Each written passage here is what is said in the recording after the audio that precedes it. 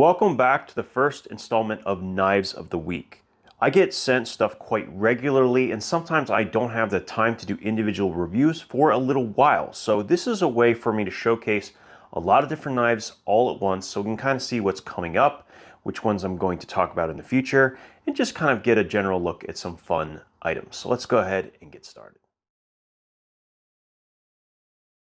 The first knife we're going to take a look at is the Skur from TKell Knives. Now they keep this really nice fact sheet included, which I really appreciate. And yeah, this is not what I originally expected. I thought it was going to have a much thinner blade stock, but this is almost a 1/4 inch of 154 cm.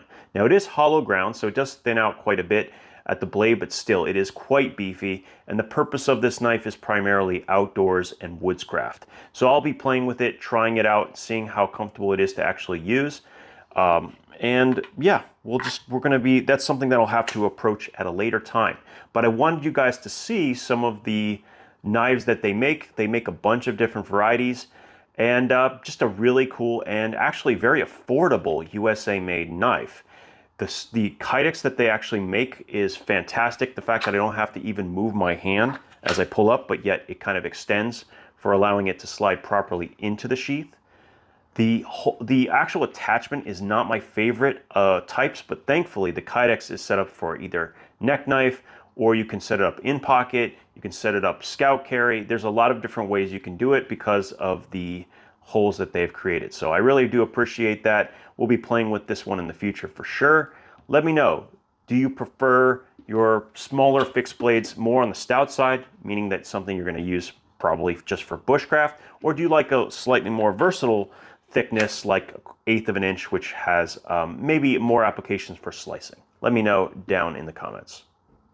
Now next one is another fixed blade from TKell Knives. Now they reached out a few months ago and they didn't have this knife in stock. And when I said absolutely I will wait for it because the combination of steel form is just right for me personally. So this is a knife that I've actually carried, I've already used, and have even did a couple tip tests as well already. So in AEBL, which is one of my favorite steels, it's really actually very uncommon to find them because it has to be imported from, I believe, Germany. I believe Böhler makes this steel, and it is just a incredible mid-range to, I wouldn't call it a budget steel. It actually very much is a mid-range steel. It has very balanced properties, high toughness, good corrosion resistance, decent wear resistance. Yeah, it's just a good, versatile, all-around steel, and it's a great one to use every day because it's going to hold up to serious abuse. So I have used this actually surprisingly quite a bit. The only thing I will say is it's a little bit thicker than I prefer for some slicing tasks, but it's not too thick. It definitely can do the job. It doesn't feel like cutting it with an axe, thankfully. And the pinch grip, this is actually super comfortable for my particular hands. I do think that some people with much thicker fingers are going to have trouble with this first section.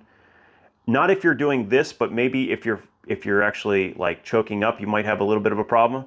But overall, I like it. It's not a knife designed to kind of like be carving for hours on end, but it is a very nice and compact EDC fixed blade. They've done a great job with the G10 here. Love the cutouts. They do make it very grippy. It doesn't feel like it's moving anywhere in my hands. When I was testing the tip, I was jamming it into a log pretty hard and I felt no slippage whatsoever. So overall, I'm very pleased. And I'm also really liking the way that this is set up as it comes. So this is set up to go across the body on your belt. In my case, on my left side, so I pull it across. And I just keep it tucked in under my shirt, and I kind of forgot I was wearing it more than once. And even with a seatbelt on in a car, I noticed that it didn't bother me, which was really surprising. I thought it would, but it didn't. So I'm definitely going to be carrying this a little bit more. I do really enjoy it, and I do enjoy EDC fixed blades in general. Now, the other thing that I really appreciate is that it came in this case with additional hardware, so you can attach it to your belt if that is your preference in like a more perpendicular manner. So I love that they include that, but you can also use this with a couple of different ways to attach. My other preferred type is actually with a utility clip on the inside. It's interesting though that this does not have spots on the bottom. They actually kind of riveted it, basically. They welded the two sides together, which is a really different approach. And I don't dislike it. But I think that if I would want it to work with the utility clip, it might get in my way when I'm trying to grab the knife to pull it out. I haven't tried it yet. It's possible that it's far enough away, especially with these rubber stops, that it won't interact whatsoever. So I'm gonna have to test a couple of different ways to carry it. But yeah, excellent, excellent knife. Definitely check out this company. I'll be talking about EDC fixed blades again, which is where this will probably show up next. So yeah, what do you guys think? Is this something you would carry?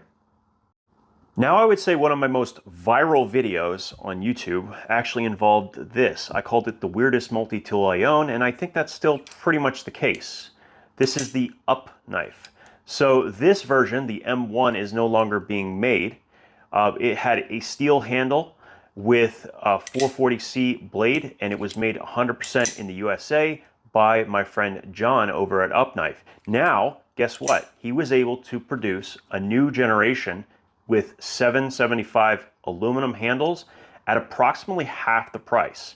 So a huge jump, and still made in the United States. Incredible job for him to be able to do this as someone who's such a small maker. So if you've never seen this before, it's called the Upknife.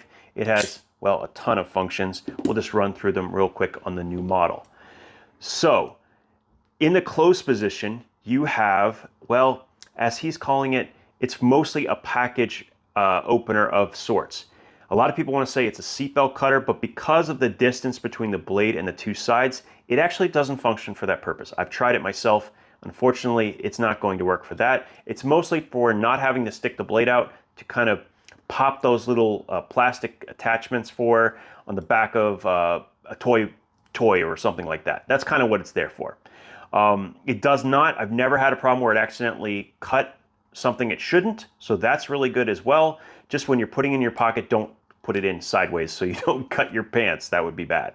Now on the outside, you can also see there's actually a bunch of spots for additional functions. So we have actually 6 different sized nut drivers, and these holes are big enough that for the respective size nut, the threading will still go through. So you can slot it onto something and actually hold a nut while you're screwing on the other side. So it's kind of a cool feature that it has, and there's multiple sizes here. So there's this size is different than this size, as you can see. So you have 6 different ones, and that's a magnet, and this will actually hold a 1/4 inch bit. So it's not the easiest thing in the world, but if you want high torque, it works great. There's so much going on here, my goodness. So we have a sawing end. This is mostly for making notches, and you also have a wire stripper built in, and this actually does work very, very well. On top of that, of course, we have to have a bottle opener, and one of the cool things I like about this tool is you actually can open it partially, and you can use this for a bottle opener, but it also functions as a can opener in a pinch. I have been able to do it by opening cans, which is actually kind of neat. I don't have to actually punch a hole with it with the knife, so I get to keep that blade in good condition. So I do kind of think that's pretty neat, and it kind of goes with the theme, which is packing way too many functions in something that is very, very flat, just a little bit more than a 1/4 inch. So really, really neat. Even the spacing is exactly 1/4 inch apart, so you can actually use these for markings. He did a lot of different things. Now on the bottom, you'll also notice there's a glass breaker. Now I made a mistake in my video saying that, you know, you could basically load it up like this and then put it down and then break glass. That was wrong. I made a mistake. What you can do with this thing though, is you can set it up on a hard surface. Like, let me take a look at this ruler here. And when I let it go, it will actually punch a hole to mark a spot. That's really what it's designed to do. And I would imagine with glass that's very, very, you know, not very strong, maybe you technically could break it, but the idea is you mostly just, you slam it if you want to break glass. So it has multiple functions as well. As you saw, you can have the blade actually slides in and pulls itself in and actually slams itself against this moving stop. So very, very neat. There's a spring tension in here that is approximately 1 pound. So it's a little bit difficult to use if you've never done it before. It's a little bit weird motion as well, but you get used to it. And I've actually, you know, honestly, I've enjoyed carrying it, and nothing sounds quite like this. Just listen. Great sound. They are on batch 3 for pre-orders on this. I will leave a link down in the description. But very cool. Upknife. This is the M2, the second generation of, actually the third generation of this knife right here. So really nice work from John over at Upknife. If you're interested, I will leave a link down below. Here is a new brand that we haven't talked about on the channel.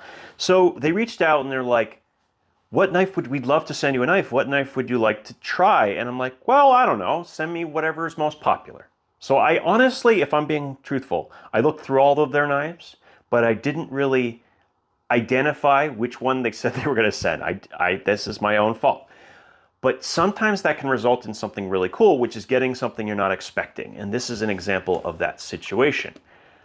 It's not the knife I thought I was getting, and it's one of the most interesting knives and definitely nothing like it in my collection. So it is a top flipper, a front flipper actually, design here. But check out this blade. Yeah. It's a plantain cutter. Yeah, something like that.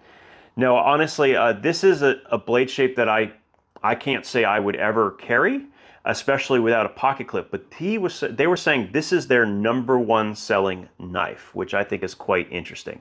So this is in M390. It is absolutely a premium knife in every possible way. It has great action, but it is an interesting, like opening it is quite interesting because it is very, very small. I would have loved this to be a more significant handle. And I think this is definitely one of those knives you're going to need to use the lanyard spot to really extend and make it easier to hold on to. It definitely flips fine. It's just a very unusual knife. I don't know if I would use this. I guess it's just a package opener that's really curvy, right? Yeah. But let me know what you guys think. Would you carry something like this? I'm very, very curious. It is quite beautiful, I have to say. They've done a great job with pretty much all of their knives. As far as looks are concerned, they definitely have their own flavor. But as far as blade shape, I don't know if this is for me, but is it for you? Let me know. First, let me say this is not a new knife, but I was pretty proud of it. I really like it, and so I wanted to talk about these new scales that I purchased from Original Goat. So you may have seen my YouTube short about it. These are gun stock designed scales. They were custom. I asked specifically for this, and they did a truly incredible job. And these actually replace the steel liners completely. It's basically on titanium with the washers now, and they are just smooth, super smooth. The only thing I will say is I should have listened when they told me it's gonna be really kind of bitey. I'm like, yeah, that'll be great. I really underestimated just how good their machining is, because this makes cold steel's normal grippy over the top texture seem like nothing in comparison. So I made a mistake. I should have gone with what the engineer said, which is that maybe you should knock down those edges a little bit. So I will probably be sending this back to Original Goat to have them finish it in a different way, because as of right now, you actually can't put this into your pocket with the pocket clip. It would literally rip your pants to shreds. Does it feel awesome? Oh yeah, it feels amazing. But I can't say that, that this is something I could carry until they fix it. Now, it is going to be heavier, of course, with the titanium handles, and this is like the dressed up version of my other 8010 with the micarta handles. This is not something that you buy, you know, the first time. This is like, if you know you're always going to have one in your collection, you might invest in a set of scales that are worth more than the actual knife itself. And that is the case with this particular version. I'm always going to have an 8010, and these scales just absolutely freaking rock. Sorry, they're amazing. I don't know what else to say. Just bask in the glory that are these incredible titanium scales. They've done a phenomenal job. Now, it would have been even better if I had just let them do their job without getting, involved, but, lessons are learned there. Either way, I'm going to pay for them to refinish it because, that's on me for being stupid and not listening to their advice. Just something I thought you guys would think is pretty cool. So we also have a really cool knife from CJRB. Now, I saw this at Blade Show, and I really liked it. Now, initially, they were talking about making this without thumb studs at all, and what a shame that would have been, truly, because it is so good with thumb studs. This is a big boy knife. In fact, this knife is bigger. To put this into perspective, there's the 8010. Let me line up this thing has another ½ inch practically. So this is almost a 4-inch blade. Okay, not quite, but almost a 4-inch blade. I'll put all the stats right here. But yeah, this thing is sweet. AR RPM 9 blade steel, thumb studs. It's got a full fuller all the way along the blade. And even though it has these ridges, which I thought would be uncomfortable, no. Very comfortable in hand. Very comfortable in hand. This is going to be a knife I think a lot of people are going to enjoy. It's a large liner lock. It does have the ability to reverse clip, so it actually comes with a spare pocket clip, so that's really neat. Great action, and AR RPM 9 is just a fantastic steel. Just really good budget steel, and these are fun. For budget knives, having something that's like this, there aren't that many out there that kind of fit the bill, so really nice work done by CJRB. Like I said, I saw this at Blade Show and I liked it. So now that they've actually released it and they convinced him to get those thumb studs, I'm even happier. So I think you might like it if you like large knives. Well, it's just a really nice piece. Enough said. Check this out. I'll put a link down in the description and the pinned comment if you're interested. Now, last but certainly not least are two knives from Kancept Knives. Now, we've done a more budget-oriented knife in the past that we reviewed from them, and it was pretty cool. These are not that, okay? These are very much truly premium knives. So we'll start with this one, which is definitely my favorite of the two, although it's actually kind of close. We have a fat carbon inlay with copper included, 20 CV blade steel, milled titanium pocket clip with a nice little shelf to kind of match up with that clip. Really tasteful. We have a bolster lock design, which is basically a frame lock, but is underneath the scales themselves. We have a brass pivot collar, a captured stop pin, and yeah, it's really good. I don't know, it's really hard to review these knives, I will be honest. There's no way to really critique them easily without feeling a little bit, spoiled, right? Like there's no way to really say it. And nowadays, all of the brands that are the big brands out there, they just deliver on these things so well. Like the detent's right on, the action is fantastic. There's no detent lash, all of that stuff centered. Like the stuff that you hear, most brands are getting this right, and Kancept is doing a great job. And it's kind of hard because there are so many nice premium knives to distinguish yourself, and the fact that they're using, first of all, the fat carbon with the copper, I don't see that often, and I really like that. The fact that they actually pulled it all the way around the pivot, I mean, that's a lot of extra work in the milling process. I would imagine they break a lot of these scales in the process of making these knives. So they didn't cheap out. That's all I'm going to say. So really nice job with this knife. I'll put the stats and everything over here, and you can of course find a link to it down below. Definitely, well, very nice, and something I would highly recommend taking a look at if you like premium knives, and that's exactly what that is.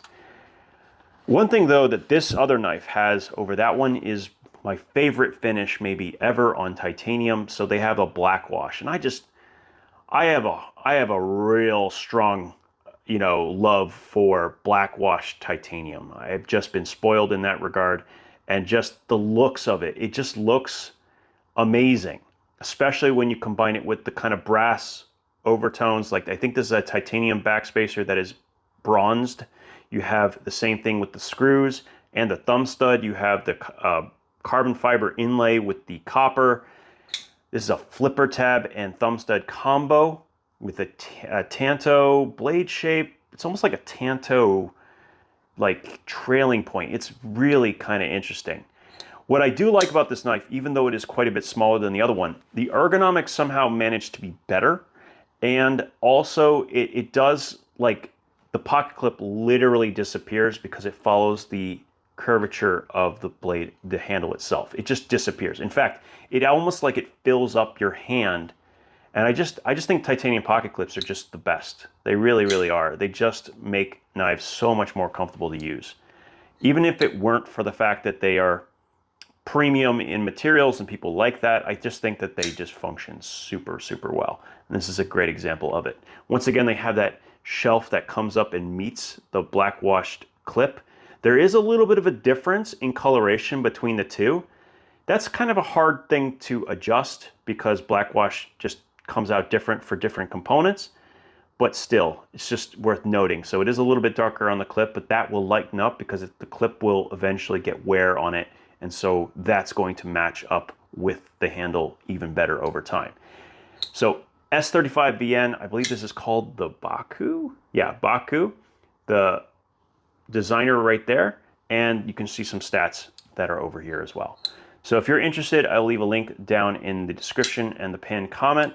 But overall, I'm very impressed. Clearly, Kancept is able to run the entire range between budget as well as premium. So here you go. Here's a great example of what they can do in the premium realm with the Baku. I like it when we get to do a video where we get to run the gamut of all different types of knives. Fixed blades, budget knives, premium knives, and then of course we have some unique pieces as well as some interesting multifunctional tools as well.